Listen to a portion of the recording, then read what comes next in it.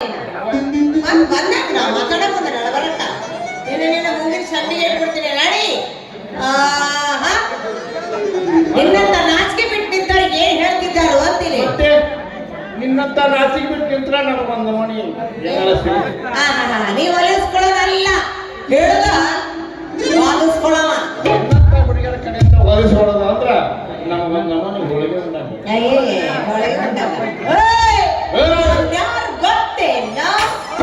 ಕನ್ನಡ ಶಾಲೆ head master ಮಗಳು ಹೌದಾ? ನೋಡ್ರಿ ನಂದು ಬಾಯಿ ಅಂತ ಮಾತಾಡ್ತೀನಿ, ಅದ್ರಾಗ ನಿಮ್ಮಂತ ಬಾಯಿ ಬಡ ಏನ್ ಮಗಳತಿದೆ ಮಗಳತಿದೆ ಮಗಳ್ ಹಿಂಗ ಹೋಗ್ತಿದ್ಯಾ ಯಾಕ ಏನಂತ